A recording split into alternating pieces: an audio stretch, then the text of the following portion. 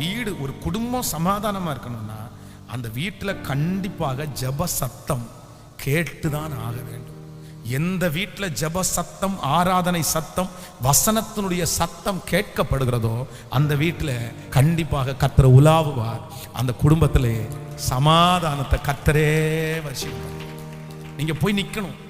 கணவனாரை குறித்து யாரிடத்துலையும் சொல்றதுக்கு முன்னாடி கர்த்தரிடத்துல போய் உங்க கம்ப்ளைண்ட் எல்லாம் யார்கிட்ட சொல்லுங்க. மனைவியை குறித்த கம்ப்ளைண்ட்டை கர்த்தரிடத்துல சொல்லுங்க. கணவனாரை குறித்த கம்ப்ளைண்ட்டை கர்த்தரிடத்துல சொல்லுங்க. பிள்ளைகளை குறித்த கம்ப்ளைண்ட்டை யாரிடத்துல சொல்லுங்க. கர்த்தரிடத்துல, ஆண்டவரே இப்படி நடக்கிறாங்க, இப்படி இருக்காங்க, எனக்கு இது பிடிக்கல, நீங்க கொஞ்சம் மாற்றுங்க, நீங்க கொஞ்சம் சரி பண்ணுங்க. ஆண்டவர் நிச்சயம் ஒரு நாள்ல பதில் தர வல்லவரா இருக்கிறார். ஹல்லேலூயா. ஸோ நம்பர் 2, இரண்டாவது, என் குடும்ப சமாதானத்திற்காய் நான் இனி என் வாயை வேறு யாரிடத்திலும் திறக்க மாட்டேன். கர்த்தரிடத்துல மட்டும்தான் நான் திறப்பேன். அமைதியா இருங்க, ஒண்ணுமே சொல்லாதீங்க. சிலருக்கு ஒரு பெரிய பழக்கமே இருக்கு. அம்மாட்ட சொன்னா பெரிய ஆறுதல், சிலருக்கு அப்பாட்ட சொன்னா பெரிய ஆறுதல். நான் சொல்றேன், நீங்க ஆறுதல் படுவீங்க, ஆனா இன்னொரு ஆத்துமா உங்க அம்மாட்ட உங்க வீட்டுல நடக்கிறது எல்லாத்தையும் நீங்க சொல்லிட்டீங்கன்னா உங்க அம்மா உங்களை என்ன பண்ணுவாங்க? கண்டிப்பா ஆறுதல் படுத்துவாங்க. கவலைப்படாத மகளே, ஆண்டவர் கூட இருக்காரு, நான் ஜெபம் பண்ணிக்கிறேன், நீ தைரியமா இரு. நல்ல அம்மா அங்க கண்டிப்பா ஆறுதல் படுத்துவாங்க. ஆனா ஆறுதல் படுத்திட்டு அடுத்த நிமிஷத்துல அந்த அம்மாவுக்கு ஒரு வலி வரும் பாருங்களேன். தன் பெத்தெடுத்த பிள்ளை மனசு கஷ்டப்படுறத பார்த்து அவ்வளவு வலிக்கும் அவங்களுக்கு. ஆனா வெளியே என்ன பண்ணுவாங்க? சிரிச்சுட்டே இருப்பாங்க. ஒன்றும் இல்லை, ஒன்றும் இல்லை, ஏன் இப்படி பயப்படுற, ஒன்றும் இல்லை, உங்க அப்பாவுடையா, உங்க தாத்தாவுடையா, அப்படி வெளியே சொல்லிடுவாங்க. அது நான் என்ன நம்புறேன் அப்படின்னா, உங்களுடைய பிரச்சனையை சொல்லி இன்னொருத்தரையும் நீங்க என்ன பண்ணிடாதீங்க. இன்னொரு அம்மா அப்பாவை, அவங்க வயசானவங்க, அவங்க நாட்கள் ஆயிடுச்சு, இன்னும் கொஞ்ச நாளைக்குள்ள தேவராஜ்யத்துக்கு போக போறாங்க, அவங்கள போய் ஏன் கஷ்டப்படுத்தணும்? ஆனா உங்க கணவன் மனைவியினுடைய சூழ்நிலை உடனே சரியாயிரும். நீங்க ஒரு 2 மணி நேரத்துக்குள்ள சரியாயிருவீங்க. ஆனா உங்க அம்மா அப்பா என்ன நினைச்சிட்டு இருப்பாங்க?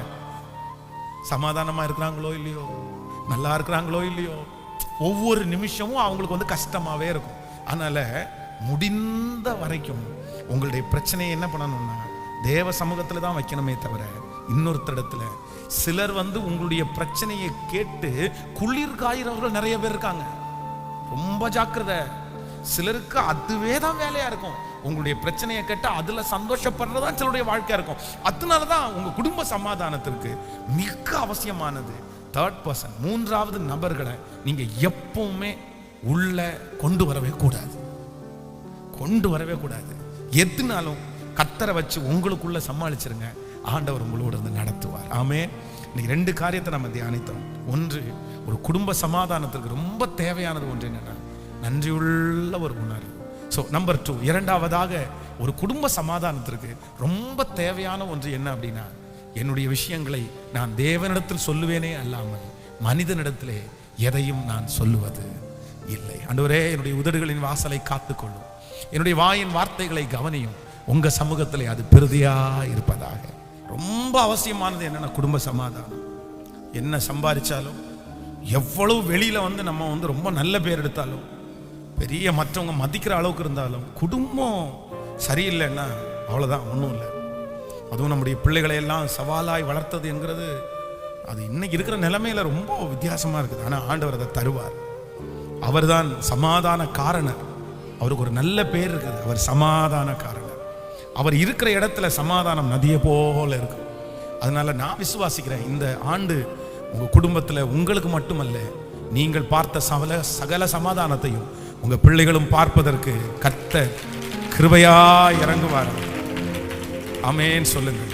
அப்போ நீங்க 2 காரியத்தை சொல்ல மறக்க கூடாது. ஒருவேளை உங்க பிள்ளைகளுடைய வாழ்க்கையில ஏதாவது பிரச்சனை, கணவன் மனைவிக்கு அந்த மாதிரி வரும்போது நீங்க சொல்லிக் கொடுக்க வேண்டிய முதல் ஆலோசனை என்னன்னா, அம்மா அப்பா, ஒரு நாள்ல அவனுக்கு இப்படி இருந்திருக்கலாம், இன்னைக்கு ஒருவேளை அவன் அந்த பையன் இப்படி இருந்திருக்கலாம், ஆனா ஒரு நாள்ல அவன் இப்படி இருந்தானே, ஒரு நாள்ல அவன் இப்படி இருந்தால, நன்றியை நினைப்பா, நன்றியை நினை, மறந்துரு, விட்டுரு. அவன் பலனா இருக்கும்போது இப்படி செஞ்சால, அந்த மாதிரி நன்றி உள்ள ஒரு உணர்வை முதல்ல விதைச்சிருங்க. நம்பர் 2, ரெண்டாவது, யாரு உங்க அம்மா அப்பா நிறைய பேர் இருக்கீங்கல்ல, உங்களுக்காக சொல்றேன், உங்க பிள்ளைங்க வந்து உங்க கணவனாரை குறிச்சோ உங்க மனைவியை குறிச்சோ சொல்லும் போது நீங்க கேட்காம விட்டுற முடியாது. கேட்காம விட்டுற முடியாது. ஏன் அப்படின்னா, நீங்க கேட்காம விட்டீங்கன்னா எங்க அம்மாவே என்ன புரிஞ்சுக்கலன்ற பிள்ளைங்க ஒரு தப்பான எண்ணத்துக்கு வந்துருவாங்க. எங்க அம்மாவுக்கே கேட்க முடியல, எங்க அம்மா புரிஞ்சுக்க மாட்டேங்கிறாங்க, சொல்றதுக்கு முன்னாடியே எங்க அம்மா என்ன தப்பா நினைச்சிட்டாங்கன்றவாங்க. அப்படி எல்லாம் நினைக்காதீங்க. கேளுங்க, கேட்டுட்டு முடிச்சுட்டு சரிம்மா என்கிட்ட நீ சொல்லிட்ட, நான் உனக்காக ஜெபம் பண்றேன். ஆனா உன் பிரச்சனையெல்லாம் யார்கிட்ட சொல்லுண்ணா? ஏசப்பாட்ட சொல்லுமா, ஏசப்பாட்ட சொல்லுப்பா. அவர்கிட்ட போய் நில்லு, அவர்கிட்ட முழங்கால் படியிடு. அவர் இந்த குடும்பத்தை ரொம்ப அழகா கட்டுவாரு. நீ பெரிய ஊழியம் செய்யற, நீ பெரிய ஊழியம் செய்ய போற, உன் பிள்ளைங்க பெரிய ஊழியம் செய்ய போறாங்க. இப்படிதான் இருக்கும், போராட்டம் வரும். ஆனா தேவனிடத்துல போய் நிற்கும் போது ஆண்டவர் ஒரு சமாதானத்தை தருவாரு. நாங்க பேசுறதுனால எதுவும் நடக்க போறது இல்லை, நாங்க பேசினா பிரிவினைகள் அதிகமாயித்தான் இருக்கும், அதனால வேண்டாம் அப்படின்னு சொல்லி அந்த ஆலோசனையை சொல்லணும். நீங்களும் உங்க மனசுல எப்பவுமே ஃபிக்ஸ் பண்ணிக்கிங்க. இன்னைக்கு போங்க, போயிட்டு நான் சொல்றேன், இந்த ஜெபத்துல யாருக்காவது ஒருத்தருக்கு கணவன் மேல கசப்பு இருக்குதா, மனைவி மேல கசப்பு இருக்குதா, தயவு செய்து நான் சொல்றத நீங்க அன்பாய் கேளுங்க. ஆன்லைன்ல இருக்கிறவங்க கேளுங்க. உங்க கணவன் உங்களுக்கு செஞ்ச நன்மையை ஒரு டைரியில எழுதுங்க. உங்க மனைவி உங்களுக்கு செஞ்ச ஒரு நன்மையை டைரியில எழுதுங்க. நீங்க எழுதி முடிங்க. அதுக்கப்புறம் உங்களுக்கு அவர் மேல பாசம் வருதான்னு பாருங்க, இல்லைன்னா அவங்க மேல பாசம் வருதா இல்லைன்னு பாருங்க. எந்த மனைவியும் தியாகம் இல்லாமல் இல்லை, எந்த கணவனாரும் தியாகம் இல்லாமல் இல்லை. எத்தனை எத்தனை எத்தனை அதை நினைங்க, அதை நினைங்க. அதை நினைக்கும் போது கண்டிப்பாக உங்களுக்குள்ள ஒரு பெரிய மாற்றம் வரும் நான் நம்புறேன். ஆமேன்னு சொல்லுங்க. கத்த பெரிய காரியத்தை செய்யும். ஏன் அப்படின்னா, நீங்க சரியாகாத பட்சத்துல உங்க பிள்ளைங்க சின்ன பிள்ளைங்களா இருப்பாங்கன்னா இந்த கட்டு அப்படியே அவங்களுக்கு என்ன பண்ணும்னா கண்டினியூ ஆகிட்டே இருக்கும் பாருங்க. அதனாலதான் சொல்றேன், நான் பேரண்ட்ஸை சில நேரத்தில் வற்புறுத்தி நீங்க கஷ்டம்தான், நிறைய பேருக்கு உடைவு. உண்மையிலே எனக்கு தெரியும் உங்க காயம் ரொம்ப பெருசா இருக்கலாம், பட் நீங்க ஏன் சரியாகணும் அப்படின்னு சொன்னா, அட்லீஸ்ட் உங்க பிள்ளைகளாவது நல்லா வாழணும் இல்ல, நல்லா இருக்கணும் இல்ல, இந்த சாபம் அப்படியே கண்டினியூ ஆயிடக்கூடாது இல்ல, இந்த பிரச்சனை அப்படியே கண்டினியூ ஆயிடக்கூடாது இல்ல. அதனாலதான் நமக்குள்ள ஒரு மாற்றம் வரணும். அந்த குணத்தை எல்லாம் மாத்திக்கிங்க, கிளியர் பண்ணிக்கிங்க. நம்ம போறதுக்குள்ள நம்முடைய குடும்பத்தினுடைய சாபத்தை நம்ம ஜெயிச்சுட்டு தான் கடந்து போகணும். எத்தனை பேர் ஆமோதிக்கிறீர்கள்? நீங்க ஒரு சக்சஸ்ஃபுல்லான ஒரு வெற்றி உள்ள ஒரு கணவன் மனைவியாய் இல்ல வெற்றி உள்ள ஒரு குடும்பத்தை கட்டிட்டீங்கன்னா, உங்களுக்கு வர்ற பிள்ளைங்க கண்டிப்பாக அவங்க கண்டிப்பா அவங்க வெற்றி உள்ளவங்கள தான் இருப்பாங்க. அப்படியே கண்டினியூ ஆயிரும். அது அப்படியே அந்த ஆசீர்வாதம் கண்டினியூ ஆயிரும். அதனால நமக்காக அல்ல, நம்முடைய சன்னதிக்காக, நமக்காக அல்ல, நம்முடைய சன்னதிக்காக. ஒருவேளை கணவனால இழந்த அம்மா அங்க ஐயா அங்க இருப்பீங்கன்னா, உங்க பிள்ளைகளுக்காக ஜெபிங்க. ஆண்டவரே, என் பிள்ளைங்க 2 பேரும் தீர்க்காய்சோட வாழணும். நான் சின்ன வயசுல இருந்தே என் கணவனால இழந்துட்டேன், ஆனா என் பிள்ளை அப்படி விழுந்துடக்கூடாது, என் பையன் அப்படி இருந்துடக்கூடாது. அவங்க பூரண வயசுள்ளவங்களா மறிக்கணும். எனக்கு தெரியும், இந்த ஜெபத்தில் இருக்கிற நிறைய அம்மாங்க சின்ன வயசுலேயே உங்களுடைய கணவனாரை இழந்து ஒரு ஒத்தைக்கு ஒத்தைக்கு ஒத்தைக்கு வாழ்ந்து சகிச்சு எத்தனை பாடுபட்டீங்க. ஆனால் உங்க நிலைமை உங்க பிள்ளைகளுக்கு கண்டிப்பாக வரக்கூடாது. ஆமீன். அவங்க தீர்க்காய்சோட வாழணும். அவங்க 2 பேரும் ஒற்றுமையா இருக்கணும். நானும் ஜெபி, இந்த ஃபாரின் எல்லாம் ரொம்ப சிலர்லாம் வெறியா இருக்காங்க. எனக்கு நீ போங்க, நீங்க எப்படி போங்கன்னா 2 பேரும் சேர்ந்து சமாதானமா போய் நல்ல சந்தோஷமா வாழ்ந்தா பரவாயில்ல. கணவன் அங்க, மனைவி இங்க. அப்புறம் சிலர்லாம் வெளிநாட்டுக்கு போயிடுறாங்க, மனைவியை வீட்டில் விட்டு போறாங்க, பாஷையும் தெரியாது, வீட்லயே அடைஞ்சு கிடந்து அது பைத்தியம் மாதிரி மாறி அவர் வெளியே போயிடுறாரு, வேலை செய்யறாரு, 4 பேரை பார்க்குறாரு, முடிஞ்சிச்சு. இந்த பொண்ணு வீட்டு ரூமுக்குள்ளேயே அடைஞ்சு கிடந்து எவ்வளோ கஷ்டம் தெரியுமா?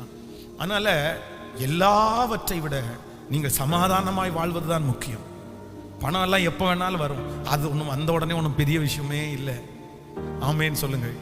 நான் ஒன்று நினச்சிக்கோங்க, எவ்வளவு பணம் வந்தாலும் நீங்கள் ஒரு டைமில் ஒரு சட்டையும் ஒரு பேண்ட்டும் தான் போட முடியும். இன்னொன்று தூக்கி மாட்டிக்க முடியுமா?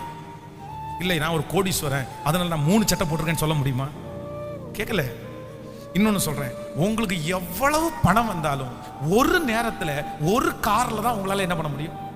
டிராவல் பண்ண முடியும். இல்லை, நான் இந்த இடத்துல இருக்கிறேன், என் ஆவி இன்னொரு காரில் போட்டோம், நான் பென்ஸ் காரில் போகிறேன், இன்னொரு ஆவி BMW போட்டோம் அப்படின்னு சொல்ல முடியுமா?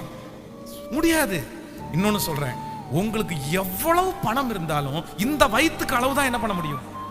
இல்லை, சாப்பாடு நிறைய இருக்குது, நான் இன்னும் கடன் வாங்கி இன்னொரு பேகை கட்டிக்கிட்டு சாப்பிட்றேன்னு சொல்ல முடியுமா? சொல்லுங்க சத்தமா.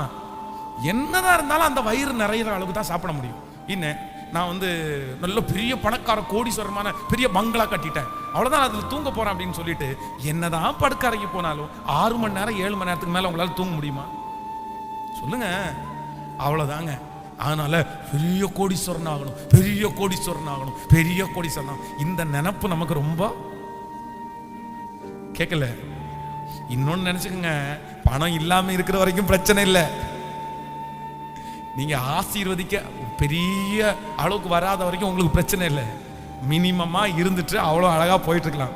ஆனா நீங்க எவ்வளவு ஆசீர்வதிக்கப்படுறீங்களோ அவ்வளவு தூரம் உங்களுக்கு ஆபத்துன்னு இல்லை, கஷ்டத்தை நீங்க பாட்டு தான் ஆகணும். அதுக்கு என்ன ஒரே ஒரு பிளஸ், நீங்க நினைக்கிறத மனசுல ஆசைப்படுறத உடனே போய் நீங்க என்ன பண்ணிடலாம், அவ்வளவுதான். அதை விட்டு வேற ஒண்ணுமே கிடையாது.